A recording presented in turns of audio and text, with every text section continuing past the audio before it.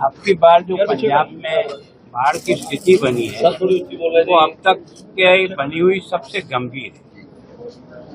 2023 में भी बाढ़ का प्रकोप था, लेकिन इतना नहीं था। अब की बार क्या हुआ कि इधर पोंग से भी ज्यादा पानी छोड़ना पड़ा, उधर जो है भाखड़ा से भी पानी बहुत ज्यादा छोड़ना पड़ा और रणजीत सागर से भी छोड़ना।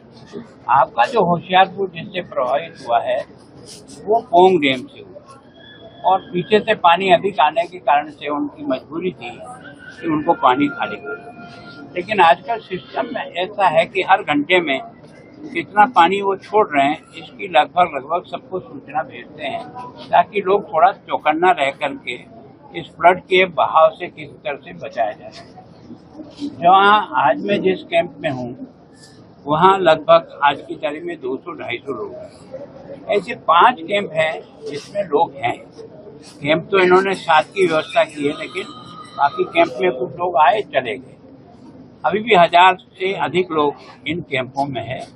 उनसे सबसे मैं व्यक्तिगत भी मिला हूँ, है ना। कम से कम यहाँ आने के बाद उनको सरकार की तरफ से जो सहयोग हो सकता है वो सब सहयोग। एमएलए साहब भी पूरे समय से जनता के बीच में आते हैं, हर प्रकार की उनकी समस्या। प्रशासन भी आ रहा है। रास्ते में जो सड़क पर कुछ लोगों ने अपने डेरे लगा रखे थे क्योंकि पानी आ गया उनके खेतों में और घरों में, तो उन लोगों को भी सामग्री तो मिल रही है। लेकिन इस एरिया में जो सबसे बड़ी समस्या जो मुझे ध्यान में आई वो ये कि दोनों साइडों पर जो कटाव होता है पट्टी का, अधिक प्रवाह आने के कारण से वो कई बार बहुत नुकसान कर रहा है।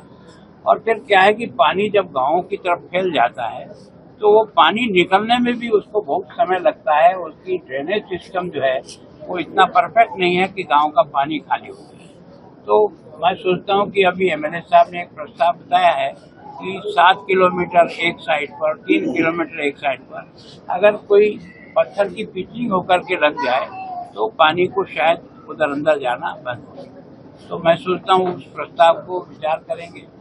कुछ यहाँ के गांव के लोगों ने कहा कि बच्चों को जो है ना हमारे गांव में पढ़ने के लिए काफी तकलीफ हो जाती है।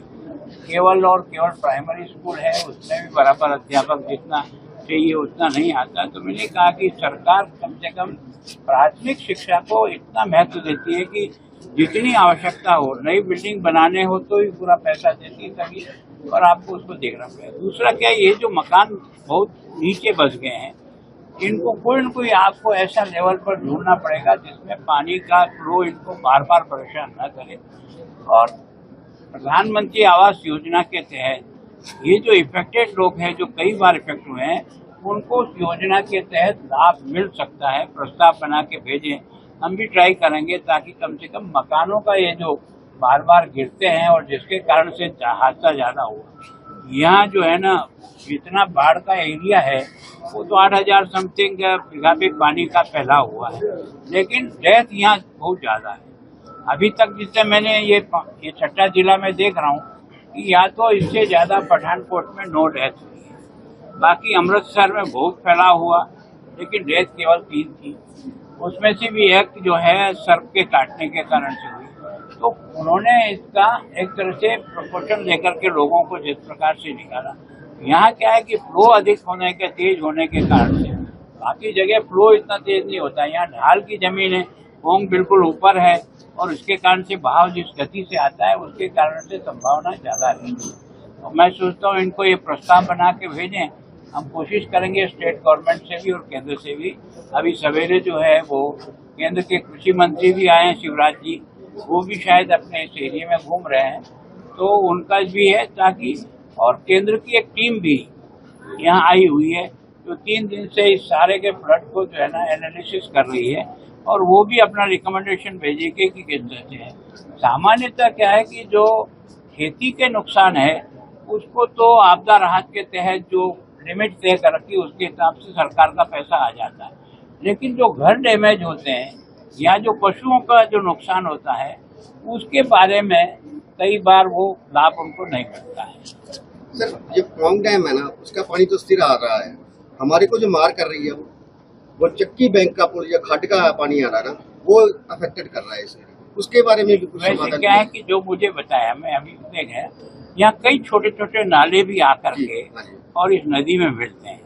उस नाले के पानी के कारण से भी यहाँ के लोगों को फ्लड की स्थिति बनती है। दूसरा क्या है कि ये जो आपका नदी है ब्यास, इस नदी के लेवल से कई जगह जो है ना इससे भी कम डिप्रेशन में है, तो उसके कारण से उनका पानी निकलना और उनकी प्रॉब्लम हो जाती है और भर जाता है। तो मैं सोचता हूँ वो तो डिपार्टमेंट को ड्रेनेज को सिस्टम को मजबूत करने के लिए, क्योंकि पानी 2 दिन 3 दिन भरा रहेगा तो फसल को नुकसान तो 100% होगा, बाकी होगा नहीं। तो मैं सोचता हूँ इससे जितना कंपनसेशन देते हैं हर फसल के नष्ट, अगर उसको एक साथ मिला करके उस समस्या को एकजाई कर ले तो मैं सोचता हूँ सरकार उसको कम खर्चे में काम निकाल सकती सर, पहले तो आपका बहुत बहुत अभिनंदन है, आप यहाँ पहुँचे हो। है। ये 50,000 1 लाख नहीं है।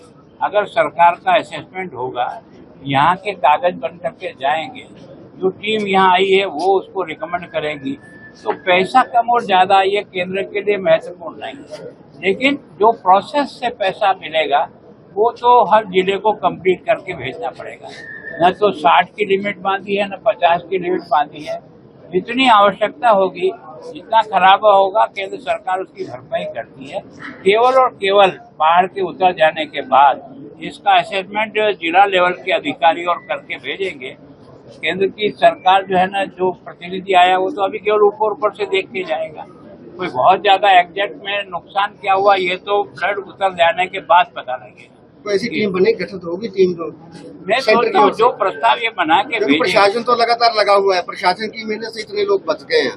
राजा साहब, गिल साहब भी लगे हुए हैं, पूरी मेहनत की है इन्होंने, प्रशासन भी लगा हुआ है, उनके कारण ही ये लोग मार कम पड़ी है।